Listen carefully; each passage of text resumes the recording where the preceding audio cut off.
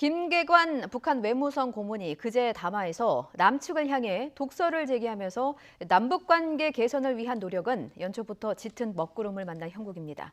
그렇지만 담화 내용과 형식을 면밀하게 분석하면 과민하게 반응할 필요가 없다는 결론도 가능하다는 지적도 있습니다. 왕선택 통일외교 전문기자 연결해서 관련 내용 짚어봅니다. 왕선택 기자. 네, 왕선택입니다. 김계관 외무성 고문 담화에 대해서 오늘 아침 우리 언론의 반응을 보면요, 좀 불쾌감이 주류를 이루는 것으로 보입니다. 김계관 고문의 담화를 어떻게 평가하는 것이 좋다고 보십니까?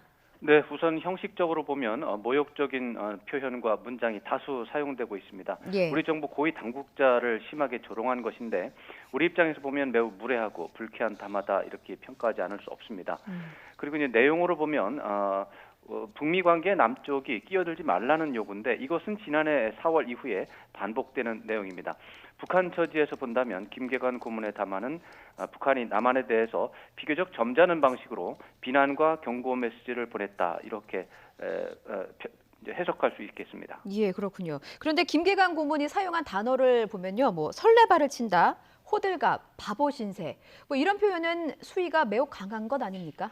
네, 일반적으로 본다면 당연히 강한 표현으로 볼 수가 있습니다. 그렇지만 지난해 8월 16일 조평통 담화에서 우리 문재인 대통령을 비난한 것을 좀 기억해 볼 필요가 있습니다. 예. 그때 북한은 삶은 소대가리, 뻔뻔한 사람 이런 용어를 사용했습니다. 예. 그때와 비교하면 김계관 고문의 담화는 한 등급이 완화된 것입니다.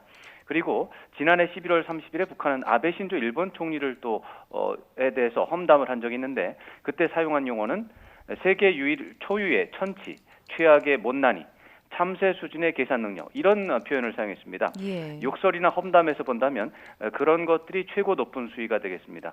이번에 김계관 고문의 담화는 또 최고 지도자가 아니라 정의용 청와대 국가안보실장을 겨냥한 것입니다. 그렇다면 더 강한 표현이 나올 수도 있었는데 그렇지 않았다 이렇게 본다면 수위 조절이 된 표현이고 매우 강한 표현이 아니라 그냥 일반적으로 강한 표현이다 이렇게 봐야 되겠습니다. 예. 자, 그렇다면 이번에 담화 내용을 좀 살펴보겠습니다. 북미 관계에 끼어들지 말라고 했습니다. 이것은 우리 정부의 중재자, 촉진자 역할은 끝이 났다고 봐야 하는 겁니까? 네, 결론적으로 보면은 약간 아니다 이렇게 좀 말씀드릴 수가 있는데 예.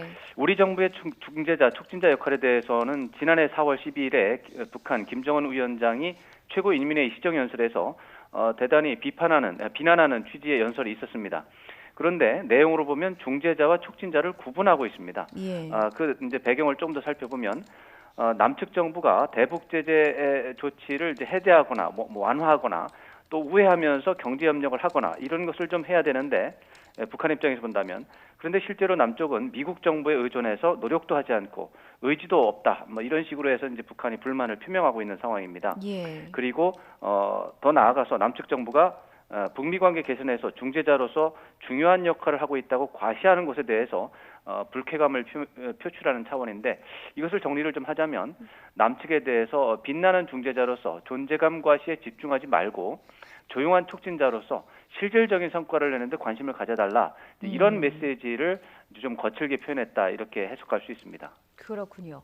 김계관 고문은 이제 북미 대화가 이뤄질 것이라고 보는 것은 허망한 꿈이다 이렇게 말했는데 이것은 어떻게 받아들여야 합니까? 네, 문장 그대로만 본다면 북미 대화 가능성이 없다 이렇게 말하는 것을 해석할 수 있습니다. 예. 그런데 북한식 화법으로 본다면 정반대로 대화를 하는 방법을 알려주는 의미도 있다 이렇게 있을 수 있기 때문에 주의가 필요합니다. 예. 김계관 고문은 북미 대화가 성사되려면 미국이 북한의 요구를 전적으로 수긍해야 하는데 미국이 그럴 준비가 돼 있지 않고 그렇게 할 수도 없다는 것을 알고 있다 이렇게 말했습니다.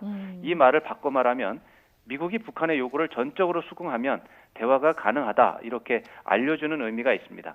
그렇기 때문에 김계관 고문의 표현은 거칠긴 하지만 미국이 크게 양보하면 대화가 가능하고 크게 양보하지 않으면 대화가 불가능하다 이런 메시지인데 굉장히 평범합니다. 사실은. 예. 그렇기 때문에 과민한 대응으로 북미 대화가 불가능하다고 속단할 필요는 없다고 보고요. 북한의 요구사항을 확인하고 타협 가능한 방안을 계속해서 찾아내는 노력 이런 것들이 필요한 상황이라고 볼 수 있습니다. 예, 여기까지 듣겠습니다. 지금까지 왕선택 통일외교 전문기자였습니다.